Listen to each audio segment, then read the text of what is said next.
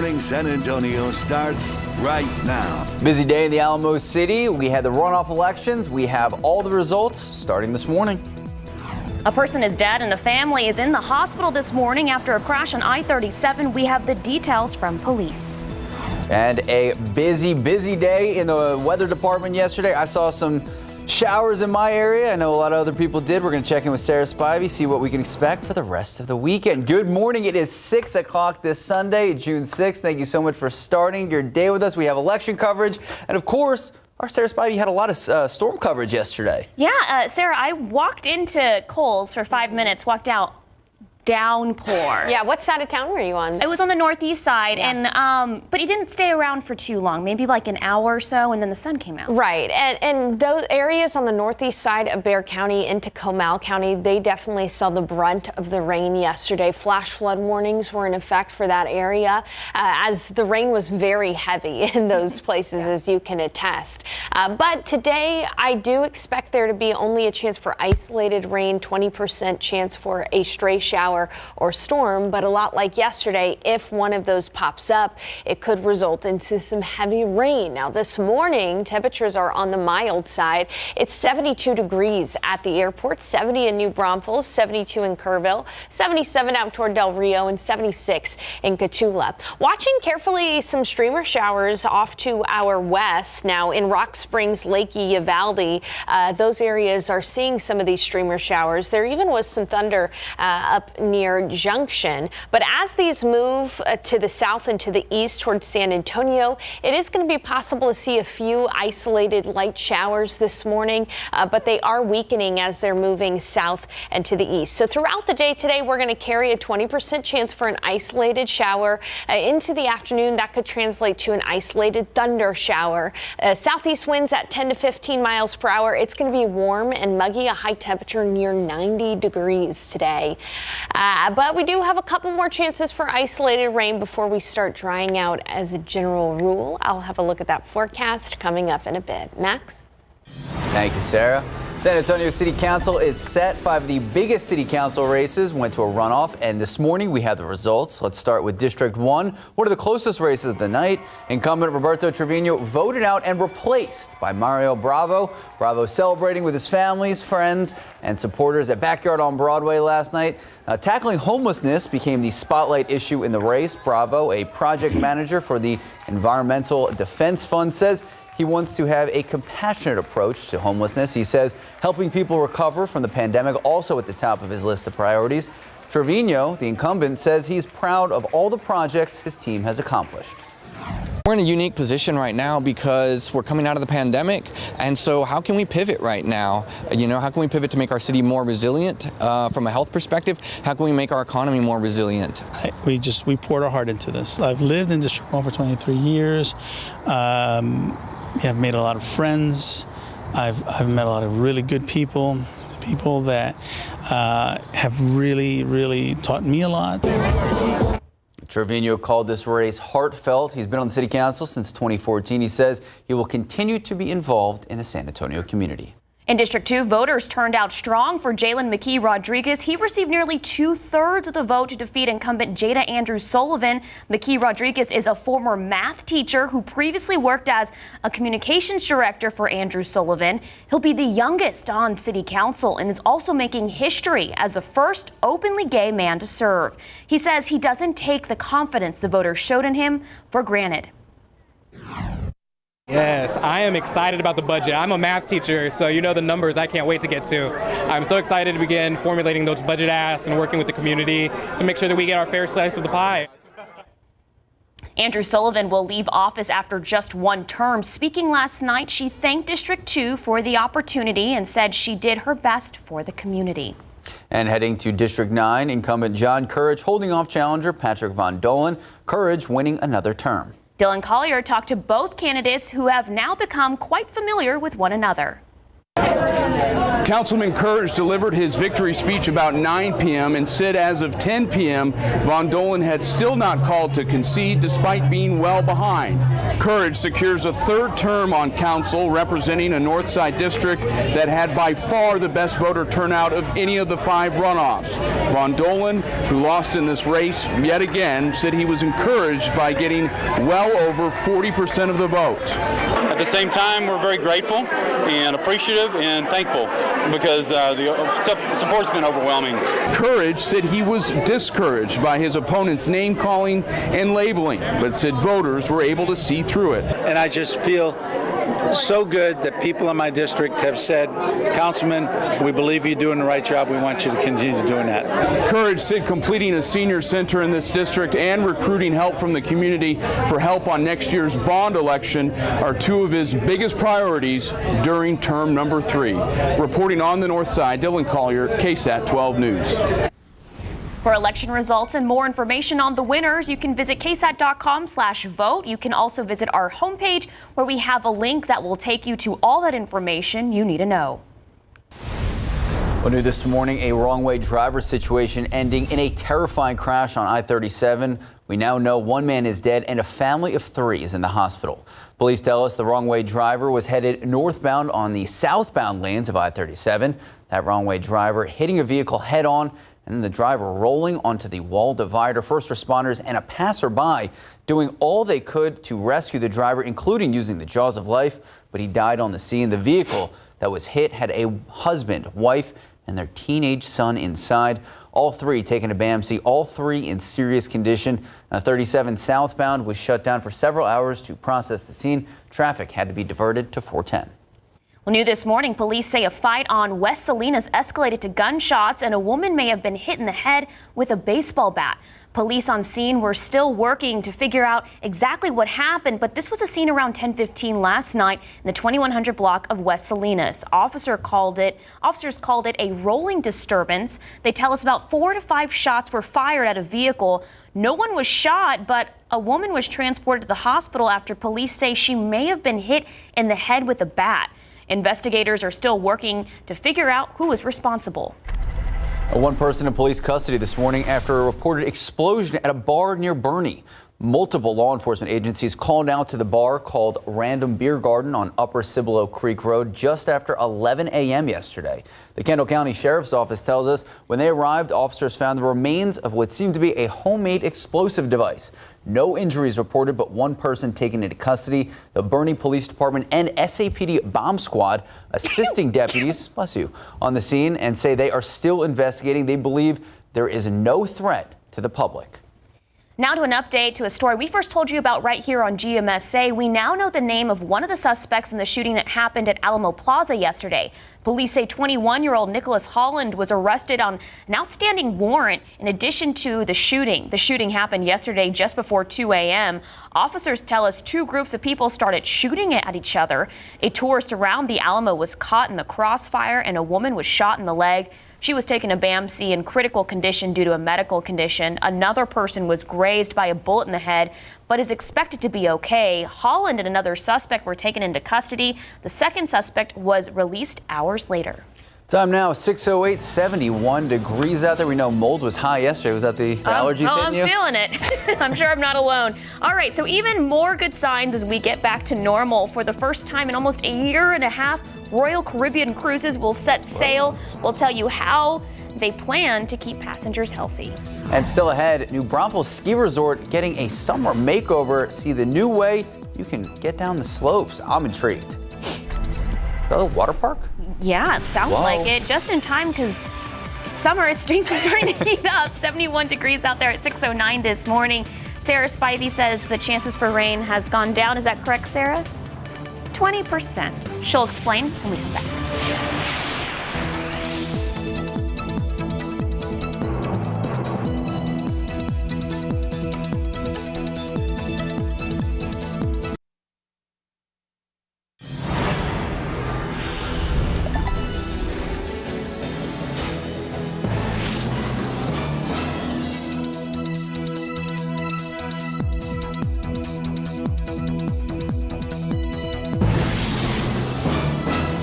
Well, are you ready for a splash? If you are looking for something fun to do this summer with the family, we've got you covered. That's right. There is a new inflatable water park coming to New Braunfels. So this is the story from the San Antonio Business Journal. Slide the Slopes. It's a 3-mile inflatable water tubing attraction. How does it how do you keep going? I don't know.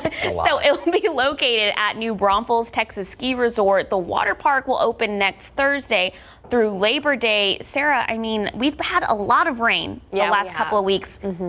Maybe in the next couple of days are things going to clear up so people things can do things like this? are going to dry out a bit for us. Now, yesterday, the areas in northeastern Bexar County into Comal County and even into Guadalupe County saw a great deal of rain from a storm that just popped up right there and stayed there for stayed there for most of the afternoon. But we were able to end the day with sunshine, so bookended our day yesterday with sunshine. Outside right now, though, it is cloudy. The clouds are back. It's 72 degrees.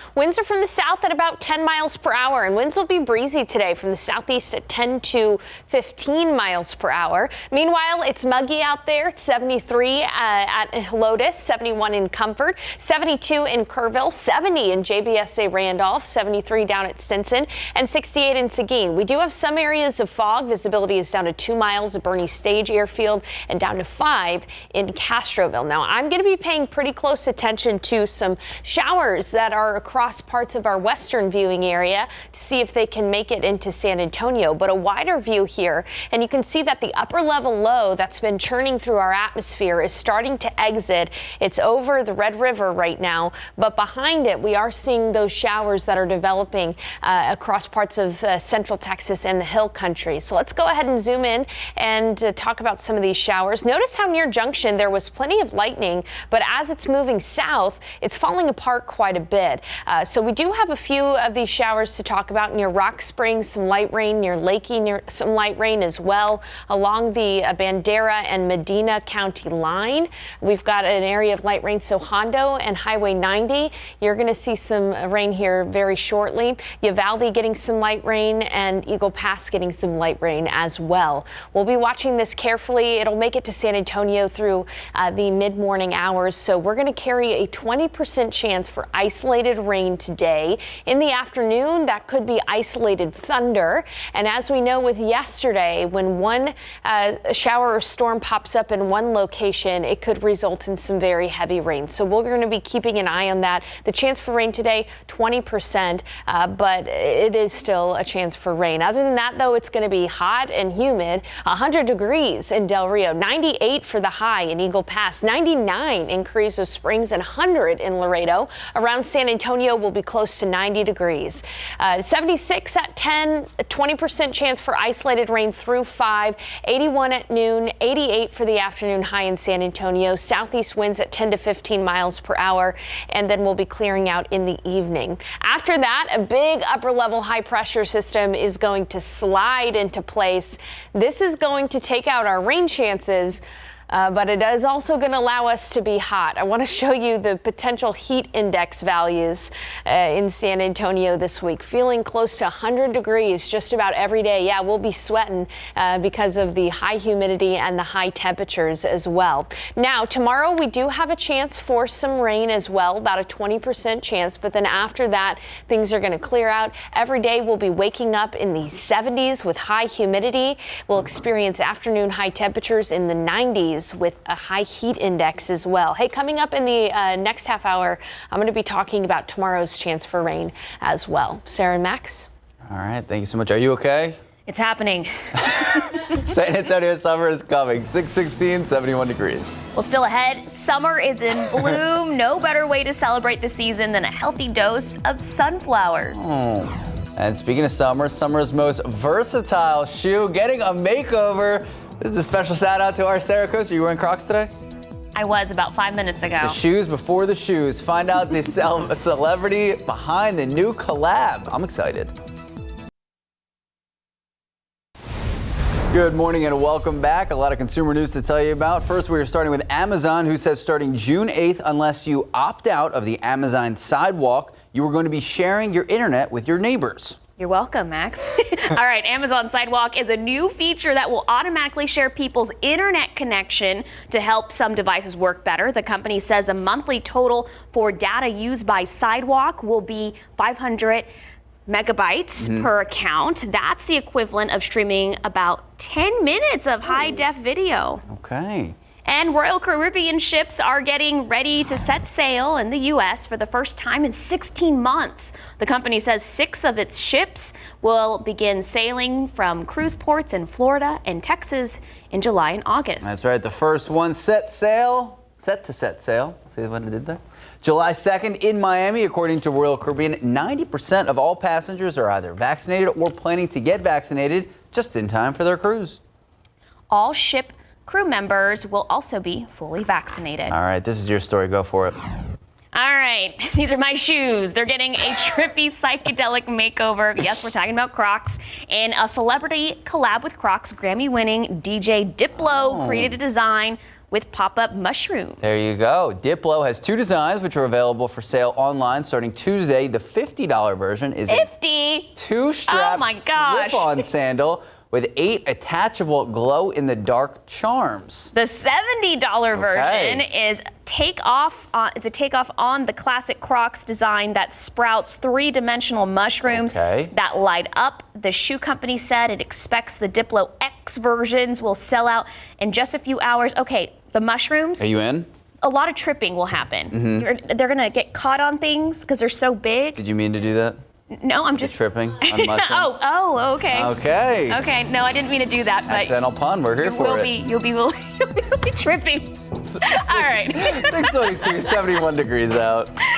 Okay, summer is just around the corner, and soon there will be a great way to enjoy the season with some sunflowers. We have the details next.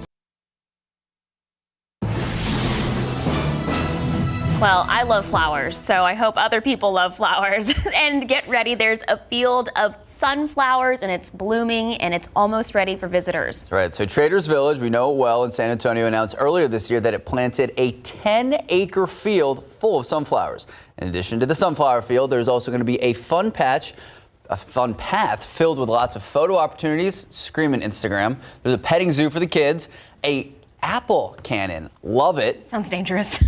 The opening date set for June 12th. Traders Village says you'll be able to pick and buy the sunflowers to take home. And you can pick 3 flowers for $5 or 6 for $10. It's actually a good deal. For admission prices, just head over to our website at ksat.com. You had me with the apple cannon.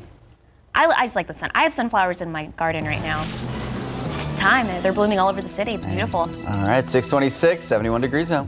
Well, UTSA senior has dedicated her higher education to on-hand experience opportunities. Still ahead in our next half hour, we'll tell you about what she has done to help not only students on campus, but also our community.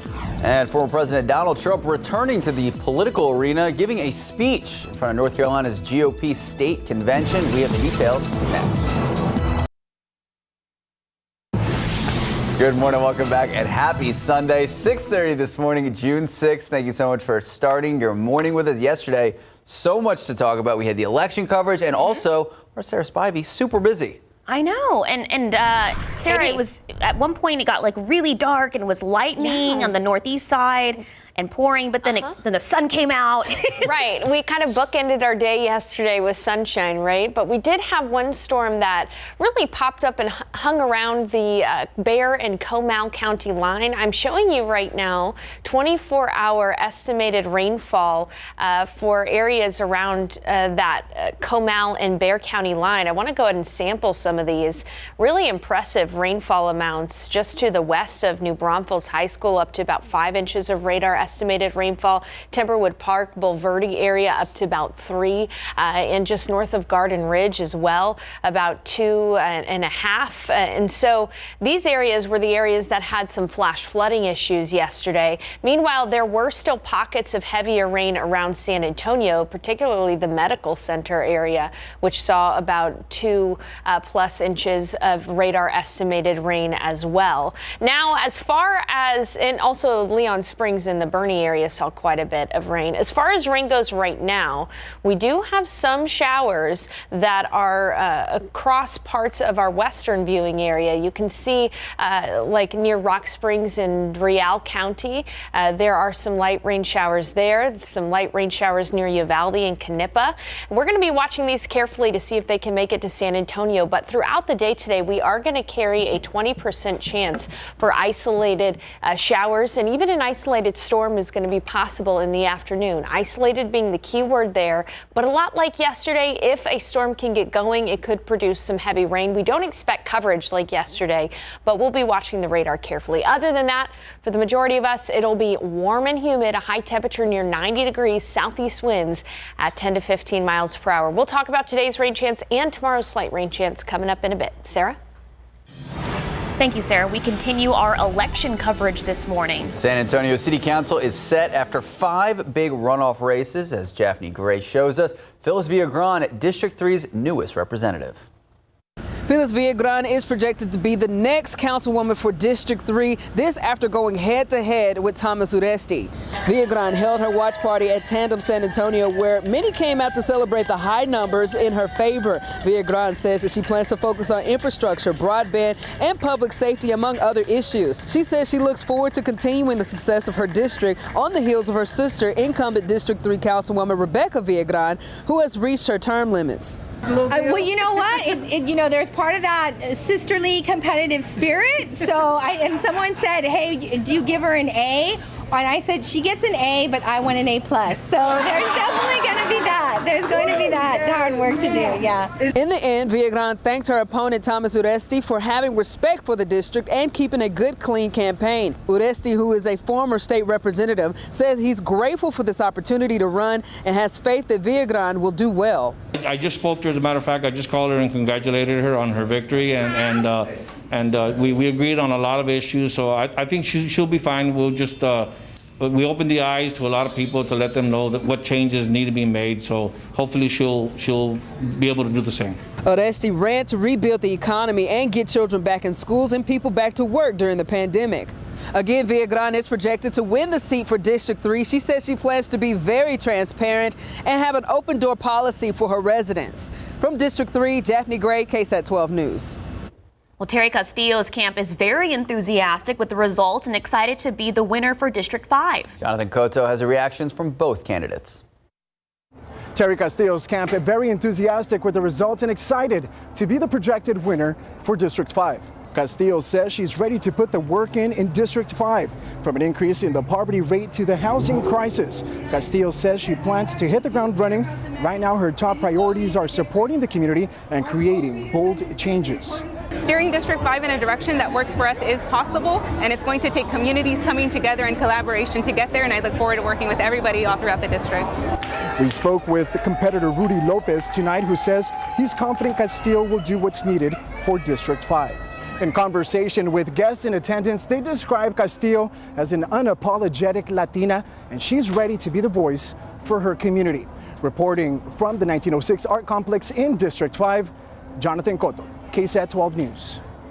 Thank you, Jonathan. And headed to District 9, incumbent John Courage winning over challenger Patrick Von Dolen, 54% to 46%. For election results and more information on the winners, you can visit ksat.com/vote, or you can also visit our homepage where we have a link that will take you to all the information you need to know. All right, well, Texas' 87th legislative session is officially over. It was eventful, to say the least. Multiple controversial bills put up to a vote by our state representatives, and the session even included a walkout to prevent a bill from getting signed into law. To help us get a better perspective of the legislative cycle, we have a member of both political parties, Donna Campbell and Roland Gutierrez. They are both joining us on Leading SA this morning, 8 a.m. and 8:30 a.m. We will be discussing what went right and what went wrong from their perspectives and their stances, and what they can expect from a possible special session. That is today on GMSA at 8 a.m. and 8:30. In your morning headlines, former President Donald Trump returning to the political arena on Saturday with a speech before North Carolina's GOP state convention. Trump taking aim at his successor, saying the country is backsliding under President Biden. ABC's Christine Sloan has a story. The Biden administration seems to be putting America last. Former President Trump spoke to Republicans in North Carolina Saturday, taking aim at Democrats. I stand before you today confident that the people of North Carolina will decisively reject Joe Biden and the radical Democrats. Trump blasted the Biden administration on illegal immigration, China relations, cyber attacks, and taxes. Democrats are now attempting to pass the largest tax hike in American history. and it will affect everybody. They're saying it's against the rich. It's against everybody. The former president also addressed the Manhattan District Attorney's current criminal investigation into Trump and his organization, calling it another witch hunt. They failed in Washington. They failed all over the place. Between the impeachment hoax number 1, impeachment hoax number 2, all of these investigations, we failed. Let's send it to the radical left prosecutors in New York. Trump's speech follows Facebook's decision to ban him from its platforms, which includes Instagram, until January 2023, at which point it will use experts to assess whether the risk to public safety has receded. Trump is permanently banned from Twitter and Snapchat. Christine Sloan, ABC News, New York. And today is the 77th anniversary of D-Day, when Allied troops turned the tide of the war in Europe in a historic surprise attack. It is the second year in a row that the pandemic will restrict veterans and families of fallen soldiers from visiting the beaches of Normandy in France. Most public events in France have been canceled because of the pandemic, while limited official events with high-ranking guests will continue. And despite the virus, many in France visited local monuments to pay their respects. Time now is 6:38, 72 degrees out. Well, a story that has gone viral on social media. A high school senior was denied his diploma after he walked the graduation stage with a Mexican flag. We have all the details in our 8 a.m. show.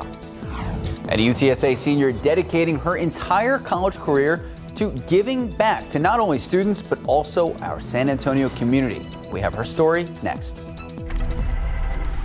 Let's take a look outside. 72 degrees at 6:38 this morning. Those clouds still lingering around. Sarah Spivey says our chances for rain have gone down for today. She'll explain when we come back.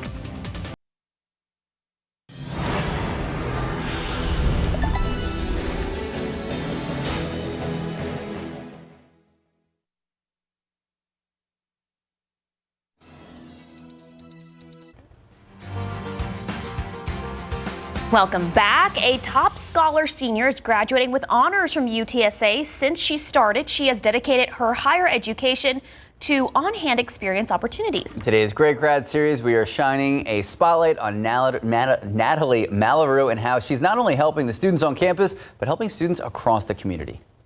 Natalie Malaru remembers her first semester of freshman year at UTSA as very intimidating. She'd applied to the Top Scholar program and was selected among 10 other students. I think it really encouraged me to be a lot more intentional and introspective about my journey. And now whenever I do an activity or a different experience, I really try to reflect on it afterwards. You know, you can talk to her a very short amount of time and know just how smart she is, but she also really has a passion for serving those around her. And of course, the Top Scholar program, that's an integral part of what we do. Natalie's determination to help others led her to volunteer at the Corazon Clinic downtown, a place that offers a wide variety of services to San Antonio's homeless. For her, it was an eye-opener. And I remember that experience being a really transformative part of my journey. I really had the opportunity to have direct patient encounters, seeing how a lot of social determinants affected their health. And that's actually what sparked that interest in public health. Back at UTSA, Natalie has helped ease food insecurity on campus. She got involved with what's called the Meal Share program. We came up with the idea to reallocate those surplus meal swipes from student dining plans to students in need and students who are facing food insecurity on a day-to-day basis. She also helped create the Pocket Vax app, which sends reminders on upcoming vaccinations and provides up-to-date CDC data. Natalie will be graduating from UTSA with a public health major. Next up, she's headed to medical school at UT Austin. Whatever I might imagine for her is not going to be big enough. She'll do more. She's going to set new standards. Mark Austin, KSAT 12 News. Wow, that's impressive. Very impressive. Congratulations. Well, we do have a chance for rain today, Sarah and Max. The chance for rain, though, is 20%. And yesterday, there was a good thunderstorm that occurred, a heavy thunderstorm that occurred across parts of Bexar and Comal County line, led to some flash flooding issues. Now, I don't expect coverage to be as widespread as it was yesterday, but wherever we do see a shower or potentially a storm setup, it could lead to some heavy rain at times. But for most today, it'll just be a warm and muggy Sunday and a warm and muggy end to the weekend. Outside right now, cloudy skies as we look over the airport, 72 degrees, south winds at about 10 miles per hour. Those winds will be breezy today at times, south 10 to 15 to even 20 miles per hour at times. And waking up this morning, it is muggy, 74 in Pleasanton, 73 in Hondo, 78 in Del Rio. It is going to be a warm day in Del Rio. You know that when it starts off near 80 degrees. 70 in New Braunfels and 71 in Gonzales. We are watching some light rain showers that have developed west of San Antonio. These are catching on to that northwest flow aloft, and the showers are fairly light. You know, we're really not seeing much in the way of heavier rain, but as you can see, this moderate rain shower is moving into Kerr County from Edwards County. So Kerrville, you're waking up to some sprinkles and some light rain, also possible in Lakey. Out toward Brackettville, that's pushing off to the south and to the east. Uvalde just got a splash and dash shower, and you can see Hondo just to the east of Hondo, so near Castroville, there's going to be a quick rain shower there as well. And these are going to try to push into San Antonio through the morning hours. So we're going to carry a 20% chance for some sprinkles and some light rain through San Antonio this morning. And then as we head into the afternoon, we do have to include a chance for a pop-up thunderstorm. And much like yesterday, if a storm develops, it could produce some heavy rain at times. We'll be keeping an eye on things around San Antonio. Other than that, though, it is just going to be a hot day. Look at Del Rio, Eagle Pass, Carrizo Springs, near 100 degrees out to the west. And around San Antonio, we'll be closer to 90 degrees, but the high humidity is going to make it feel warmer than that. At noon, we'll be at 81, partly cloudy skies. Again, notice that we're carrying a 20% chance for rain throughout the day. Southeast winds at 10 to 15 miles per hour. Keep that KSAT Weather Authority app handy, because if a storm develops, you'll want to see the radar, and you can see that on the Weather Authority app. So tomorrow's futurecast does show a complex of storms across North Texas trying to push south. It's likely to weaken quite a bit before it even makes it to the Austin metro area. But again, we're still going to have to carry a 20% chance for an isolated shower or storm tomorrow on Monday, with a high temperature once again near 90 degrees. However, after Monday, we're going to see a high pressure system move into place. There's that low moving out. This high pressure system is going to try to really strengthen and move over San Antonio. And as it does so, it's going to dry out our weather. In fact, after the chance for isolated rain tomorrow, we are going to turn off the tap effectively. And throughout the rest of the week, we'll be looking at high temperatures near 90. But that's deceptive, because it is going to be oppressively humid outside this week. And so those 90-degree readings will feel more like 100, Max and Sarah. Oppressively humid. AKA Zachary. Yep, can't wait. All right. 6:48, 72 degrees out. Want me to take this one? Please. All right. She's a Redskins fan. What? Cowboys seeing some changes. We tell you what the new defensive coordinator Dan Quinn is doing to make sure the Cowboys go to the next Super Bowl. We'll see. We're going to explain in today's Sports Highlights. Take a look outside with Trans Sky. That's 35 at Topperwine. Some cars out this early Sunday morning. Okay. Well, that's all right. If you're out and about, be safe. There you go. Also, not a Washington football team fan. Pick 3, 520, Fireball 9, Daily 4, 4057, Fireball 0. Cash 5, 4, 22, 23, 27, 31. Texas Lotto 5, 11, 20, 24, 27, 46. And Powerball 44, 52, 54, 64, 69. Powerball 26, Power Play 3. You win? No. Okay.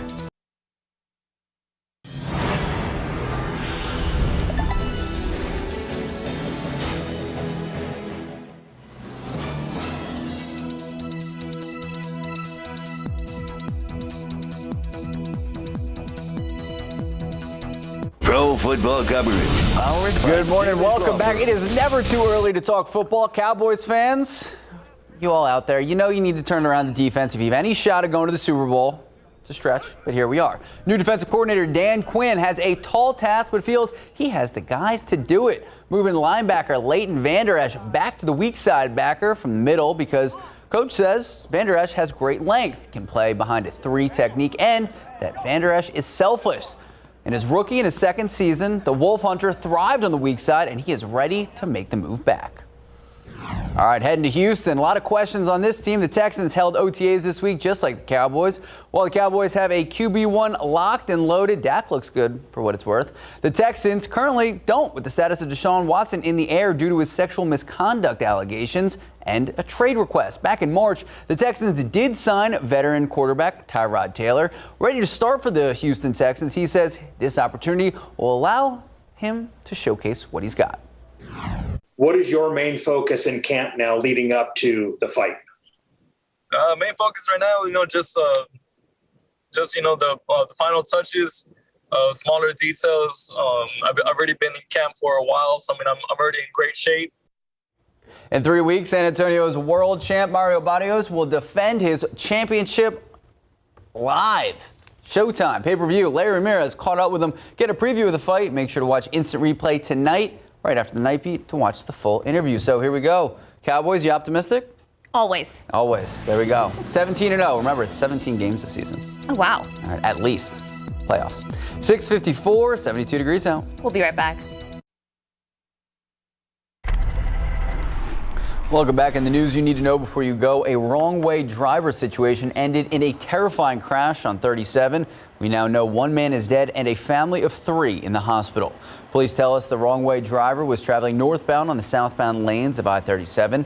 That wrong-way driver hit a vehicle head-on, and the driver then rolled over onto the wall divider. First responders and a passerby did all they could to rescue that driver, including using the jaws of life, but he died on the scene. The vehicle that was hit had a husband, wife, and their teenage son inside, all taken to BAMC, all in serious condition. I-37 southbound was shut down for several hours to process the scene. Traffic was diverted to 410. Hey, good morning. Coming up on GMA, former President Trump makes his first public appearance since February, talking policing and immigration and saying the survival of the country depends on electing Republicans. Plus, a reunion between a Honduran mom and her sons in Texas. The mother says she had no choice but to send her children unaccompanied across the border. This comes as Vice President Kamala Harris heads to Central America to address migration. And finally, emergency on board a New York City ferry. Hundreds of passengers evacuated as the ship comes aground and takes on water. How everybody made it out of there safely. It's all coming up on GMA. We'll see you soon. Well, we are seeing some showers across areas west, so Lakey, Concan, Uvalde, Sabinal, Hondo, looking at some light rain. Now, it is possible in San Antonio through these morning hours to see cloudy skies and patchy fog, as well as sprinkles. These are very light rain showers. We're not going to be worried about flooding from these, that's for sure. They just might be a nuisance, and you may have to turn on your windshield wipers. But today, we are going to carry a 20% chance for an isolated thunder shower in the afternoon. Wherever rain pops up, it will be heavy at times, but for most of us, it'll just be a muggy and humid day. Temperature near 90 degrees this afternoon. Southeast winds at 10 to 15 miles per hour. We'll have isolated rain tomorrow as well, but then we turn off the tap. Temperatures will be near 90 every single day with the heat index value closer to 100. Oh. The humidity is going to be high. So the rain has kept summer at bay, but without the rain, it's just going to be hot. It's happening. Yeah. This is it. Thank you so much, Sarah. And we have a busy show coming up at 8 a.m. We have, besides our election coverage, we have our leading essay segment. Right, so we have one at 8 and 8:30. At 8 a.m., we are joined live with Roland Gutierrez, and then at 8:30, we are speaking with Donna Campbell. So we're going to be talking about a lot. It is a very eventful legislative session. We're going to hear from both their perspectives. We're going to be talking about some of the bills that they authored, sponsored, some of the bills that got written into law, and one that actually led to a walkout by the Democrats. So we're going to be hearing from both their perspectives. So we'll see you back here in about an hour. See you at 8.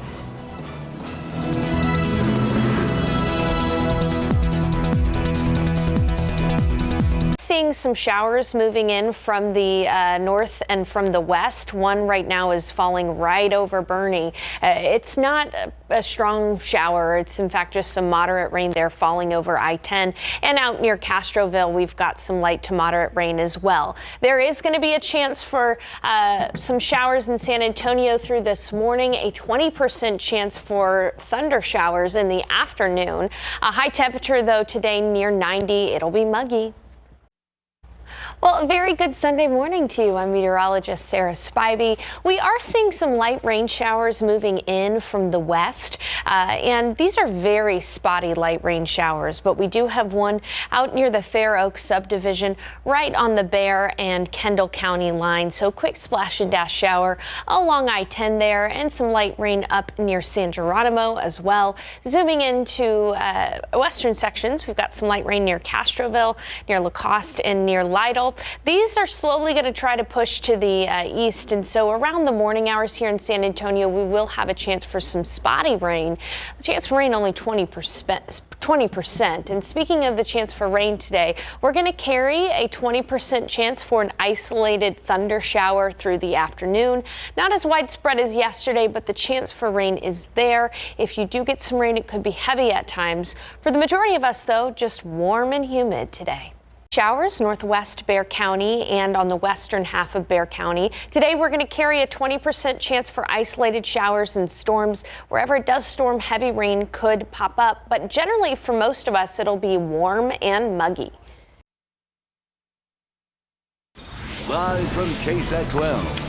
Good Morning San Antonio starts right now. Right now on GMSA at 8 a.m., a woman stabbed several times at a popular movie theater on the west side of town. Details from police on how it happened and the latest on that woman's condition. Plus, the 87th legislative session is over here in Texas. So how did the session go from both the Democrat and Republican perspectives? We hear from state senators Roland, Gutierrez, and Donna Campbell about what happened and what comes next. And taking a live look out at the Alamo City, 72 degrees. Can't really see the sun in that shot. We're going to check in with Sarah Spivey, what you can expect for the rest of your Sunday. Good morning. It is 8 o'clock this Sunday, June 6th. Thank you so much for starting your morning with us. Were you out and about after work yesterday? I was. I definitely got rained on. I didn't even have a rain jacket. I had to use a plastic bag to cover my hair. It was saved. There you go. That's the important part. I don't know, like it kind of got dark on us real quick, Sarah. And I know you said scattered showers, but there was a storm right on the Bexar and Comal County line that gradually moved into Guadalupe County. That produced quite a bit of rain, gusty winds, and even prompted some flash flood warnings out there. But as soon as that storm was over, we were able to see the sun come out. Right now, we do have some areas of some light rain moving in from the northwest. Let's go ahead and zoom into a neighborhood view to see some areas that are being affected by some light to moderate rain, mainly the Stone Oak area right now. That's 281 in Evans and just north of Reagan High School. And then further on down south along I-10, right near the medical center, which got a whole heck of a lot of rain yesterday, along I-10 there and near Fredericksburg. And then finally on the south side of town, we've got some moderate rain on the southern edge of 1604 near Thelma, right where 1604 and 281 meet. But these are very fast moving to the south and to the east, and most of it is light to moderate at times. Now, where it is not raining, we are seeing some mist outside at the airport right now. You can see that high humidity. It's 72 degrees with some light rain being reported at the airport right now, and visibility is down to 3 miles, down to 2 in Kerrville. Well, in today's forecast, we're going to carry a 20% chance for rain, but we will be able to see some sun, and it'll be warm and humid. I'll have a look ahead coming up. Max and Sarah. Thank you, Sarah. New this morning, a wrong-way driver situation ending in a terrifying crash on I-37. We now know 1 man is dead and a family of 3 in the hospital. Police say a wrong-way driver traveling northbound on the southbound lanes of I-37 near the 410 interchange. This all happened around 12:30 this morning. That wrong-way driver hitting a vehicle head-on, rolling onto the wall divider. First responders and a passerby did all they could to rescue the driver, including using the jaws of life, but he died on the scene. The vehicle that was hit had a husband, wife, and their teenage son inside. All taken to BAMC, all in serious condition. Meanwhile, a woman is in serious condition after she was attacked at the movies last night. San Antonio police say she was walking out of the Palladium Theater on I-10 West around 11 p.m. when a man walked up behind her, stabbed her multiple times, and ran off. The victim told police she did not know the suspect. The woman was taken to University Hospital to be treated.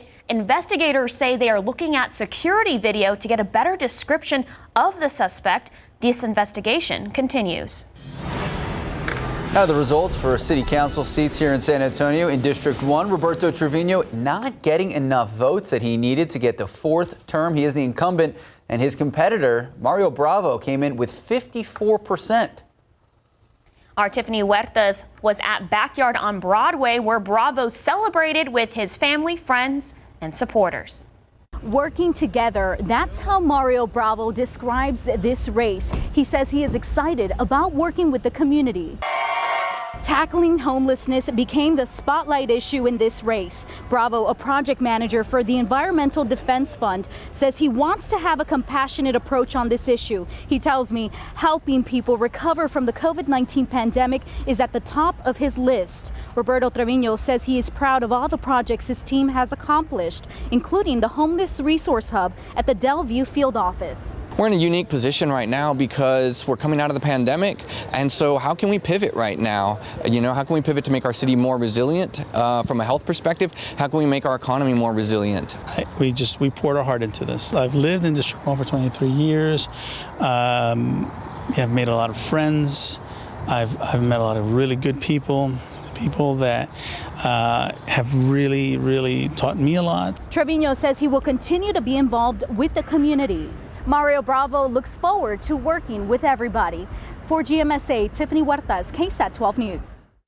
And over in District 2, a new city councilman after Jalen Mckee Rodriguez defeating Jana Andrews Sullivan in the runoff. Mckee Rodriguez actually had more votes in the May 1st election as well. Andrews Sullivan barely getting second place, resulting in this runoff. The win makes Mckee Rodriguez the first ever openly gay man to serve on San Antonio City Council. Our crew was at his watch party last night as the final results came in. Mckee Rodriguez says this win is not something he takes lightly. Every year we have so many candidates asking for votes and giving promises, and the people of District 2 decided that they were going to take a chance with me when a lot of people didn't think District 2 would be ready. And when we asked Andrews Sullivan how she felt about leaving City Council after just one term, she responded simply by saying, God bless District 2. And we are going to continue covering the city election results throughout this hour of GMSA. You can also read about each district at any time by visiting the Vote 2021 section on our website, ksat.com. And like City Council, we also follow the Texas legislative sessions very closely because they obviously have a huge impact on our community. What happens in the legislature, whether it's laws getting set or laws getting changed, a big effect all over Texas.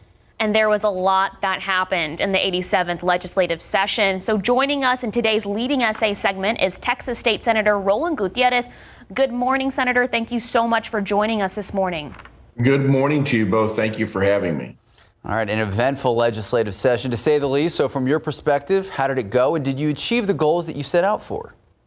Well, I'll tell you, it was very challenging. It was challenging because probably the most right-wing agenda we've seen in a long time. They certainly accomplished everything they set out to do. I mean, unfortunately now with the heartbeat bill, they have, let me start off by saying that nobody is for abortion, not any Democrat or any Republican. I mean, we understand that. But now we have eliminated basically choice in Texas due to their position on the heartbeat bill.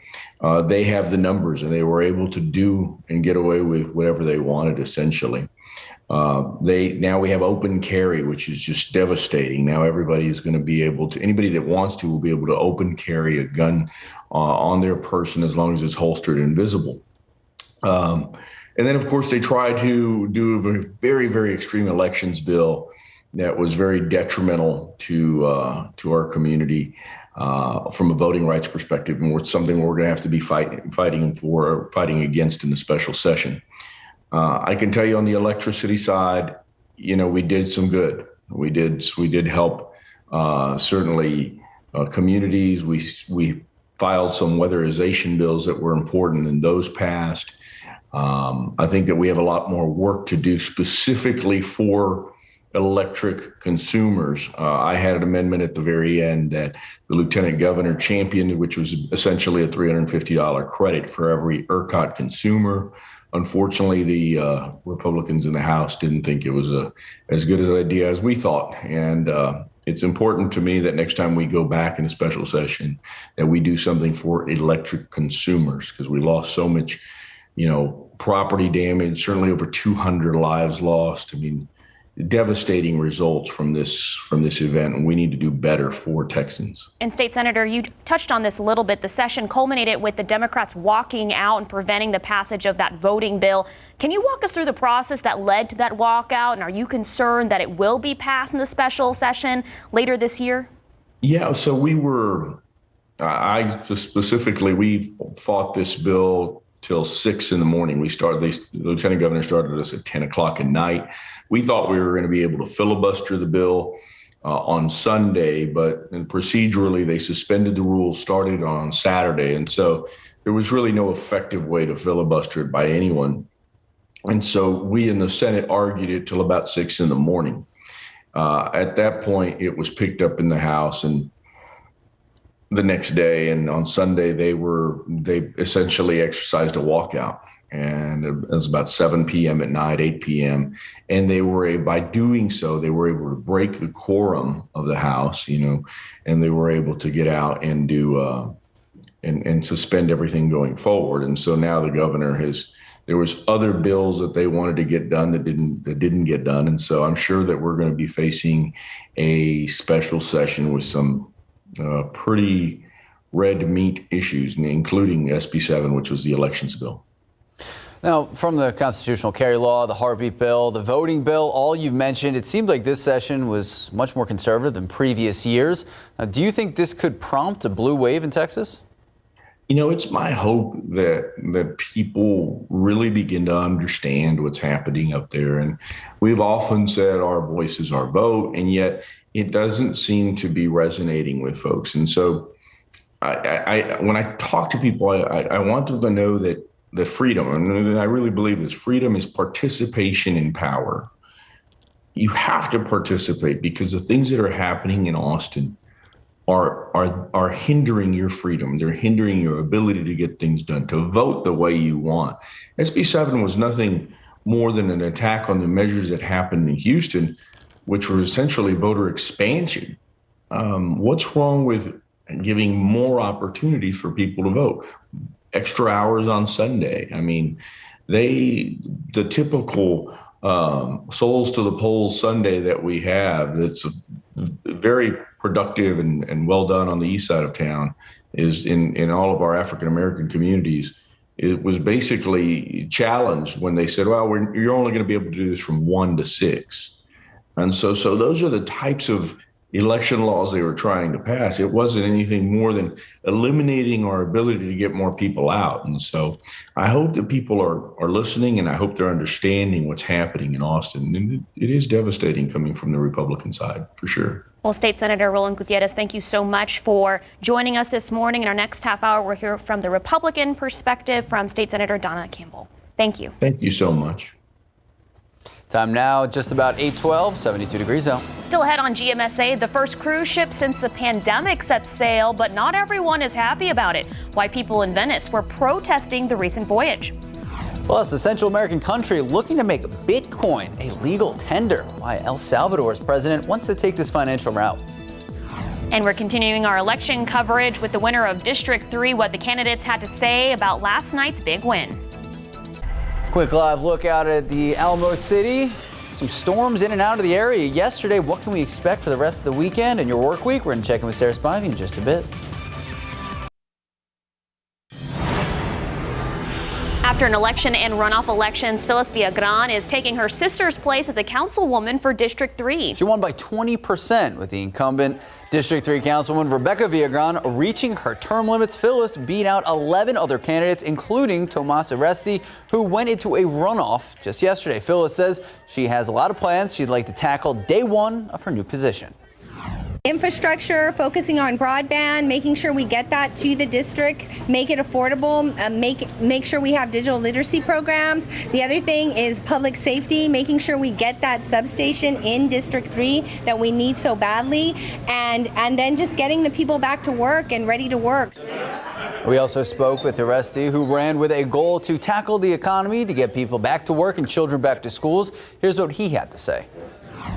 Not what we expected, nowhere near what we expected, but the citizens have voted. The voters have elected Phyllis Villagran, and so we're going to stand behind the voters, and we're going to support her in her future decisions she's going to make. Oresti, like Villagran, thankful for a clean campaign. Villagran stressed that she plans to be very transparent with the goal of having an open door policy with her residents. All right, busy day with the election process, also busy day in the weather. Yesterday we did have a storm that really hung out around Bexar County. Well, I disappeared there. All right, TV magic. Okay, we did have a storm, that was on the Bexar County and Comal County line. That produced some flash flooding issues. Right now, though, this morning, the only thing we're dealing with is some passing rain showers. They're moving to the south and to the east. Some of these rain showers are affecting the northern tier of Bexar County, right at 1604 in Bulverde, so just south of Johnson High School, north of Madison High School. This is going to be moving to south and to the east, likely affecting the Selma and Live Oak area. No lightning with these. They're just moderate, light to moderate rain showers. A light to moderate rain shower falling over the AT&T Center in the Pearl right now. In fact, I bet if we were to head outside of the KSAT studios, we'd see some light rain here in downtown San Antonio. And then on the south side of town, right along 37 there, just at the Atascosa line and near Pleasanton, seeing some rainfall as well. But these are pushing to the east, and they're going to be moving out of the area. But if you do live in Seguin, Floresville, and the eastern half of Bexar County, east of 281, if you have early morning plans, perhaps you're going to go heading out to church this morning, just know that you might have to use those windshield wipers once or twice. Again, we do have another shower up near in Comal County right now, just to the south of Spring Branch. However, where it is not raining, we are seeing some mist. This is the airport right now, reporting light rain, 72 degrees at the airport, and visibility is down to 2 miles at the airport, down to 3 at Bernie Stage Airfield, and down to 1.5 miles in Kerrville. Temperatures are muggy. We were looking in the low to mid 70s right now, 76 in Castroville, 71 in Tarpley, 72 in New Braunfels. But this muggy weather, dreary weather rather, is going to be short-lived, because we'll be able to see the sunshine by about noon. And in the afternoon, we are going to have to carry a 20% chance for an isolated shower or storm. We will not have the coverage like we did yesterday, where we had flash flooding issues across a good portion of Bexar and Comal counties. However, if a storm develops, it could produce heavy rain at times, and we'll be watching that carefully. Other than that, it's going to be toasty, 100 degrees in Del Rio out to the west, even hotter than around San Antonio, where we'll be dealing with high temperatures close to 90 degrees. 76 at 10, still pretty cloudy with a few of those spotty showers, starting to clear out around noon. And then in the afternoon, that 20% chance for an isolated thunder shower. Southeast winds today at 10 to 15 and a high near 90. So here's a look at our weather pattern. There's that big upper level low that's been bringing us this rain this weekend. It is pushing off to the east. In its wake, we're going to see a high pressure system settle over throughout the week, and that's going to make it hot, and we're going to see our rain chances go away. It is going to keep us humid, though. Dew points are going to be in the 70s, so it's going to feel like it is in the triple digits for part of the week. We're going to be sweating. You know, that upper level low has helped us with the rain. It's kept temperatures down, but without that in place, we're going to be hot and humid, feeling a lot like summer in the week ahead. So we got the rain, and now we're getting the summer months. It's feeling like it's going to be pretty hot and humid out there this week. And by the way, tomorrow we do have another chance for isolated rain. In the next half hour, we'll talk about tomorrow's rain chance in San Antonio as well. Hot and humid, my absolute favorite. It's sarcasm, right, Sarah? No. Thanks, Sarah. 821, 73 degrees out. Nigeria is banning a popular social media site for allegedly undermining the country's corporate existence. Still ahead, the threat its president made on Twitter. Plus, hundreds of people gathering to protest big boats in Venice. We explain why.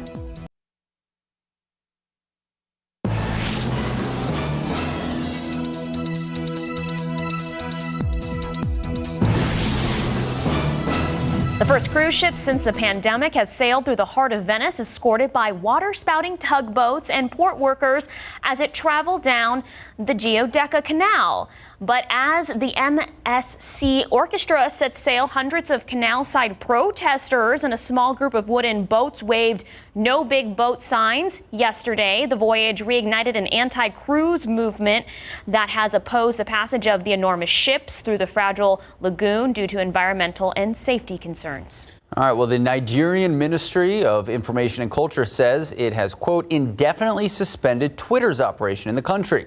It also accused Twitter of allowing its platform to be used for activities that can undermine Nigeria's, quote unquote, corporate existence.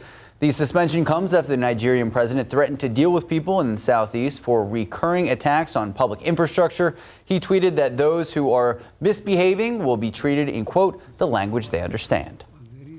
El Salvador's president announced that next week he will send proposed legislation to the country's Congress that would make Bitcoin legal tender in the Central American nation. He characterized it as an idea that could help El Salvador move forward. The U.S. dollar is El Salvador's official currency. The question about that is the whole point is it's decentralized. So if it made it the official tender, wouldn't that centralize it? I don't know. Okay. 826, 73 degrees out. Well, still ahead in our next half hour, a North Carolina student is denied his high school diploma. Why the school says wearing a Mexican flag on the stage was a problem, and what comes next for the family. And we are hearing more about this year's legislative session, and we're hearing about the Republican goals. State Senator Donna Campbell joining us in the second half of today's Leading Essay. Good morning and happy Sunday. I'm Max Massey. And I'm Sarah Acosta. It is June 6th. And as we're getting more into June, Sarah Spivey, things are going to start heating up a little bit. Yeah, definitely. In fact, in the week ahead, we're going to have heat index values close to 100 degrees. So be grateful for the light rain we're seeing out there right now. You know, yesterday across parts of northeastern Bexar and into Comal and Guadalupe County, we did have some flooding issues from a storm, but right now really only dealing with some light rain that's moving through that area just to the south of Canyon Lake, so near Smithson Valley, right at that Bexar County and Comal County line, just to the northwest of Garden Ridge. Selma, Live Oak, if you're joining us early this morning, you're seeing some moderate rain. These are pushing to the south and to the east, so they'll be affecting Schertz and JBSA Randolph here shortly. And then near China Grove, just outside of Loop 410, near Martinez and China Grove, seeing this light rain shower that's going to be pushing out toward Lone Oak, Adkins, and perhaps even Calaveras Lake. And then finally, in Wilson and in Atascosa counties, we've got some light to moderate rain near Pleasanton and Jourdanton, rather. These are pushing to the east, and so they'll affect areas in Guadalupe and Wilson counties here shortly. Where it is not raining, we are seeing some mist. Whoops, everything's all right. I just dropped my clicker. This is live TV. All righty, we are seeing some mist. This is a look at the airport. You can see the low clouds there. 72 degrees at the airport. Southeast winds at 5 to 10 miles per hour. Visibility is down to 2 miles at the airport, down to 1.5 miles in Kerrville. Looking ahead for the rest of the day, we're going to see skies gradually clear. I did have to put a 20% chance for an isolated shower or storm in the forecast through the afternoon, but rain should not be as widespread as it was yesterday. I'll detail this forecast coming up for you in just a bit, and of course the toasty temperatures in the week ahead. I'll also hold on to my clicker a little bit better. Sarah, Mac. Thank you, Sarah. Well, back to the results for the city council runoff elections. Terry Castillo's camp very enthusiastic and excited for her to be the winner for District 5. That's right. Jonathan Cotto has the reactions from both candidates. Terry Castillo's camp very enthusiastic with the results and excited to be the projected winner for District 5. Castillo says she's ready to put the work in District 5, from an increase in the poverty rate to the housing crisis. Castillo says she plans to hit the ground running. Right now, her top priorities are supporting the community and creating bold changes. Steering District 5 in a direction that works for us is possible, and it's going to take communities coming together in collaboration to get there, and I look forward to working with everybody all throughout the district. We spoke with the competitor Rudy Lopez tonight, who says he's confident Castillo will do what's needed for District 5. In conversation with guests in attendance, they describe Castillo as an unapologetic Latina, and she's ready to be the voice for her community. Reporting from the 1906 Art Complex in District 5, Jonathan Cotto. KSAT 12 News. Well, meanwhile, District 9 Councilman John Courage wins a third term in office. He holds off challenger Patrick Von Dolan by capturing nearly 54% of the vote. Courage did extremely well in the early vote and among absentee ballots, allowing him to hold off a late charge from Von Dolan. I've never come on council with my own agenda. My agenda is the agenda for the people in our district, and I've listened to them. I've assembled a staff that is really dedicated and committed to meeting their needs and their objectives. District 9 had by far the best voter turnout of any of the 5 runoff elections. Well, Texas's 87th legislative session is over, and it was eventful to say the least. Multiple bills put up to a vote by our state representatives, and the session even included a walkout to prevent a bill from getting voted into law. In the last half hour, we spoke with Democratic State Senator Roland Gutierrez, and now we're hearing from the Republican perspective with Donna Campbell. She was unable to join us live this morning, so we pre-recorded our interview with her yesterday. So just take a listen to our conversation. Good morning, State Senator Donna Campbell. Thank you so much for joining us this morning. Glad to join you. All right, so it has been an eventful time at the Capitol. How do you think the legislative session went, and were all of your goals accomplished? Well, we most certainly started with a different session, more DPS, masks, testing, social distancing, plexiglass everywhere, hit by the winter storm Uri. But, you know, the Senate rose to the occasion, and we had a good session. We did pass bills that will help winterize generators. So should this happen again, we've got that covered. We changed the makeup of the PUC and the ERCOT board. We securitized the electric market and stabilized both the grid and the market, making access for the electric providers to cheaper loans, and that helps all of us. We expanded broadband access, protected the elderly so that should another state of emergency occur, families can still see their loved ones. We passed a conservative balanced budget, still maintained funding for schools, and even expanded Medicaid for postpartum women. Now, it was 2 months, now up to 6. Was disappointed that we did have some bills pass the Senate, but not the House, and that was election integrity, bail bond reform, and then Small Business Protection Act, which is so important to keep local governments from egregiously entering, affecting the private business. So, Senator Campbell, it was a very busy session, and this cycle with the constitutional carry law, the heartbeat bill, and the voting bill seemed to lean very conservative. So what prompted all of these bills? Well, conservative issues have never changed. We passed legislation that support our police, expanded your ability to defend yourself, protect religious liberty, protects the sanctity of life, and that's always been our values. This session, we honored those rights, the right of life, liberty, and the pursuit of happiness. So nothing's changed, just a different way to approach it. And so, you mentioned the voter integrity bill, the voting bill. Now, one of the last nights of the legislative cycle, we saw the Democrats walk out. Yes. What was your reaction to that? And, Governor Abbott mentioned a special session. When do you think that'll be, and what can we expect from it? Well, SB 7 is the election bill, and this is a bill that promotes integrity for elections. Personally, I don't know why anyone would not want secure elections. And I would say, in my opinion, running away from duty is poor strategy. All right, one more thing before you go. You sponsored HB 9, the bill that raises criminal offense for protesters blocking roadways and preventing emergency vehicle access. Now, it was passed, and Governor Abbott thanked you.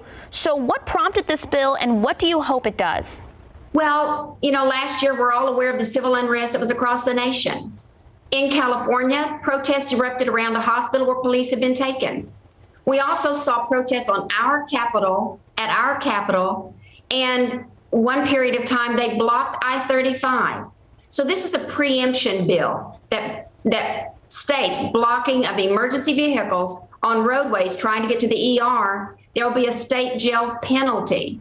We can't take the chance of our critical roads going to a hospital, a medical facility, being blocked.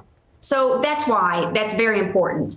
And then on another note, while I didn't sponsor the bill, I co-authored a bill that prevents defunding of our police. And I think all this works together because I back the blue and we need to defend our police.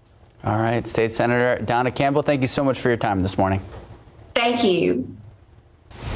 You watch that full interview right now, just head to the leading SA section of KSAT.com. New this morning, police say a fight on West Salinas escalated to gunshots. A woman may have been hit in the head with a baseball bat. This was the scene. Police there still working to figure out what exactly happened. Now, this was around 10:15 last night. This is the 2100 block of West Salinas.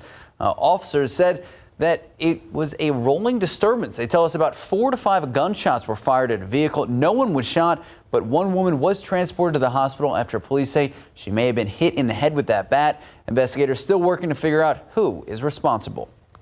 One man in the hospital being treated for smoke inhalation after flames filled his home on Palfrey Street last night. Firefighters on scene tell us it appeared the fire started near the roof and spread. Arson investigators are on the scene working to figure out how it sparked. We know a man who appeared to be in his 60s was at home at the time and was taken to the VA hospital for that smoke inhalation treatment. In your morning headlines today is the 77th anniversary of D-Day. Allied troops turned the tide of the war in Europe in a historic surprise attack. Now, this all happened during World War II. The Battle of Normandy, which lasted from June 1944 to August, resulted in the Allied liberation of Western Europe from Nazi control. The battle on June 6, 1944, now known as D-Day, that is when some 156,000 American, British, and Canadian forces landed on 5 beaches along a 50-mile stretch of the heavily fortified coast of France's Normandy region. An estimated 2,500 Americans died on D-Day. In 2021, this will be the second year in a row that the pandemic will restrict veterans and families of fallen soldiers from visiting the beaches of Normandy in France. Despite this pandemic, though, a lot of people visited France. They visited the local monuments and they paid their respects. A North Carolina teen was denied his diploma after walking across a graduation stage wrapped in a Mexican flag. From the student's perspective, he claims he was just celebrating his cultural heritage, but the school claims it is not against freedom of expression, but noted the dress code allowed decoration only on the graduation cap. However, with growing national attention, the school says it is working with the student's family and he will receive his diploma. Time now is 8:41, 73 degrees out. A UT Health graduate says she knew exactly what she wanted to do for the rest of her life since she was a teenager. After the break, we introduce you to our final great graduate next. Taking a live look out at the Alamo City, 73 degrees to start your Sunday morning. What is the rest of the day? What does the week look like? We're going to check in with Sarah Spivey in just a moment.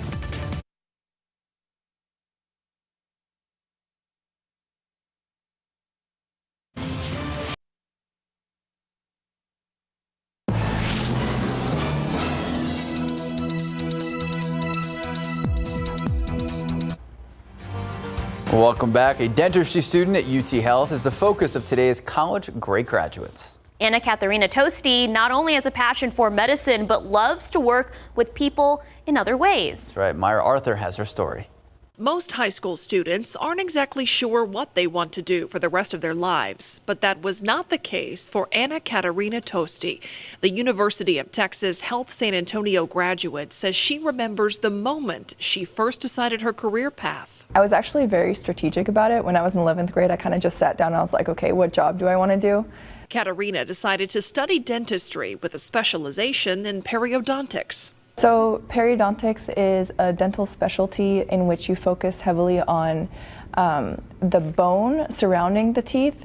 So that can involve things like sinus lifts, bone surgeries, gum surgeries, placing implants. It's more of a surgical field. But Katharina has done more than just work on teeth while at UT Health. She's also served as her class president and worked as a French interpreter for the San Antonio Refugee Health Clinic. There's a dental medical clinic where we treat refugees for lower cost. And a lot of the patients there don't speak English, so a lot of them are Arabic or from Asia. And we have a couple of patients from Africa who spoke only French. Katharina says studying medicine has not been easy, but she was able to make it through with the love and support of her family. 10 years ago, if you told me I was going to be a doctor, I probably wouldn't have believed it. But I'm very happy to be where I am, and it's been a long journey. It hasn't always been easy, but overall, it's been great. If everything goes as planned, Katarina will receive her degree in dentistry this summer and then enroll in the school's residency program.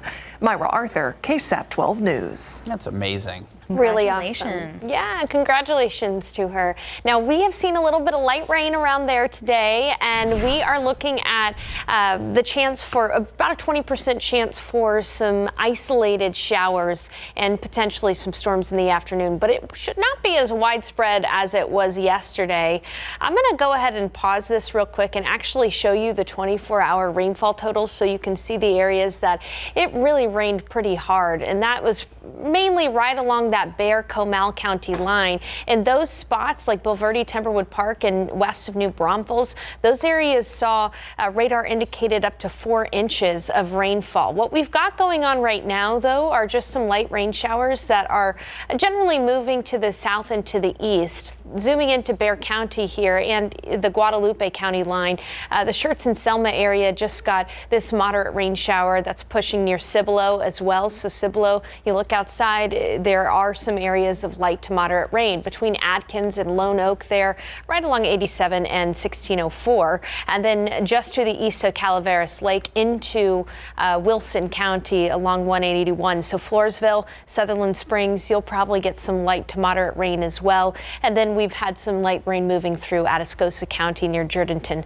and Pleasanton. Where it is not raining, however, we are seeing some areas of mist and patchy fog. You can see a look outside right now at the airport, and the visibility has been improving, but we've still got low clouds there, 72 degrees. There was some light rain reported at the airport about 30-40 minutes ago, and visibility is down to 2 miles at Bernie Stage Airfield and down to 3 at San Antonio International Airport. Now, we are going to see skies clear today. Around noon, we'll be looking at skies clearing, and we'll actually see plenty of sunshine in the afternoon. It's in the afternoon hours that we're going to have to watch for a pop-up shower or thunderstorm. And although we won't see coverage like we did yesterday, wherever the rain does set up, it could be heavy at times, and we'll monitor those carefully. Other than that, it's going to be hot out to the west, 100 degrees in Del Rio, 98 for the high in Eagle Pass. And around San Antonio, we'll be looking at high temperatures near 90 degrees, but the humidity, you're going to feel it. It'll probably feel closer to 95 degrees this afternoon because of the high humidity. And again, look at that, a 20% chance for an isolated shower or storm throughout the day. Sun will set after 8:30. Southeast winds a little breezy at times, 10 to 15 miles per hour. So a wide view of tomorrow's futurecast, and there is going to be a complex of storms that sets up early tomorrow morning across North Texas. We'll be watching this carefully as it'll send some outflow boundaries south near the Austin area and potentially here in San Antonio as well. So about a 20 to 30% chance for isolated showers or storms in the afternoon. But most of us, again, just going to be experiencing a warm and muggy Monday with a high temperature near 90 degrees. Our upper level weather pattern shows the pesky low that's been around for a while moving off to the east finally. And behind that rain chance tomorrow, an upper level high pressure system is going to move in place. And that's what's going to take out our rain chances for most of this upcoming week. But with the rain going, the heat cranks up. Temperatures are going to be close to 90 degrees every day, but with high humidity, it should feel closer to 100. So, yeah, give or take. You either get the rain or you get the heat. That's why I like the rain. All right. I'm a fan. I'm not. I know. Just about 8:51, 73 degrees out. Well, summertime means big discounts on several popular items in tools, tech, and clothing. Tomorrow on GMSA, we'll tell you when and where you can expect deals to pop up in your favorite store.